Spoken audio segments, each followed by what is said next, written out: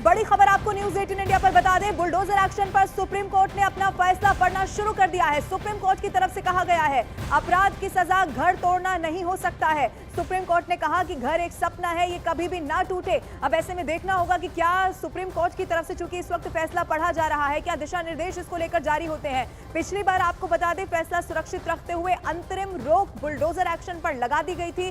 जमीयत उलेमा ए हिंद की तरफ से याचिका दाखिल की गई और उसमें एक धर्म को टारगेट किया जा रहा है और उसी धर्म से जुड़े हुए लोगों के घरों पर इस बुलडोजर कार्रवाई को अंजाम दिया जा रहा है। ये याचिका बकायदा कोर्ट में दाखिल हुई और इसी पर सुप्रीम कोर्ट ने अपना फैसला पढ़ना शुरू कर दिया है। सुप्रीम कोर्ट ने कहा है कि घर एक सपना है, ये कभी भी ना टूटे। हालांकि आपको याद होगा पिछली जो सुनवाई हुई थी उसमें सुप्रीम कोर्ट ने जरूर कहा था कि अगर रास्ते में, यानी कि जो सार्वजनिक संपत्ति है उसके रास्ते में, चाहे वो किसी भी तरह का मस्जिद हो, मंदिर हो, अगर वो बीच में आ रहा है तो एक दूसरी बात है। शंकर आनंद इस वक्त फोन लाइन पर मेरे साथ मौजूद है। शंकर, क्या इस वक्त जानकारी मिल पा रही है? सुप्रीम कोर्ट ने कहा है कि घर तोड़ना कोई भी सजा हो नहीं सकती है।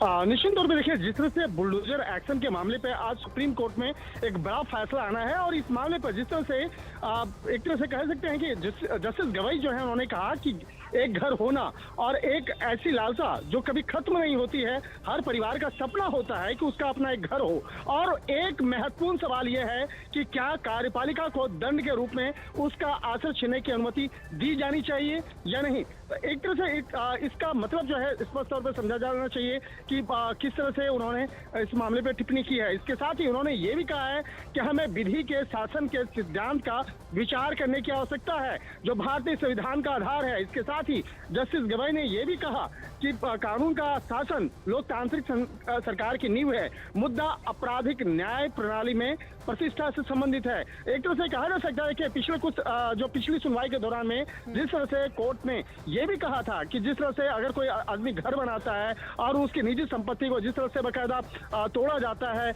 और इस मामले में भी कई सवाल उठाए गए थे कि उनका जो घर तोड़ा गया था किस तरीके से तोड़ा गया। तो हालांकि इस मामले पे कोर्ट को बताया गया था कि वो अवैध निर्माण के चक्कर में उसका घर तोड़ा गया था। तो इस मामले को लेकर कोर्ट की जो सख्त जो टिप्पणी है वो देखने को मिली थी। और जिस तरह से अगर उत्तर प्रदेश के एक पत्रकार की याचिका पर जिस तरह से इस मामले पर सुनवाई हुई थी उस वक्त में भी कहा गया था कि जिस तरह से जो घर, उसके घर को तोड़ा गया, हालांकि कहा गया कि उसके अवैध निर्माण की वजह से उसका तोड़ा गया। तो एक तरह से कहा जा सकता है कि उन तमाम मसलों पर जिस तरह से कोर्ट की सख्त टिप्पणी देखने को मिला था, तो उसी मामले पे अभी जस्टिस गवाई अभी आगे कह रहे हैं कि कानून का शासन लोकतांत्रिक सरकार की नींव है, मुद्दा आपराधिक न्याय प्रणाली में निष्पक्षता से संबंधित है, जो यह अनिवार्य करता है कि कानूनी प्रक्रिया आरोपी के अपराध के पूर्वाग्रह से ग्रसित ना हो। क्योंकि देखिए, जिस तरह से अगर पिछली सुनवाई की अगर बात करें तो कोर्ट के द्वारा जिस तरह से कहा गया था कि जो घर तोड़ा गया अगर किसी का, तो क्या इस मामले की कानूनी नोटिस कोई दी गई थी या नहीं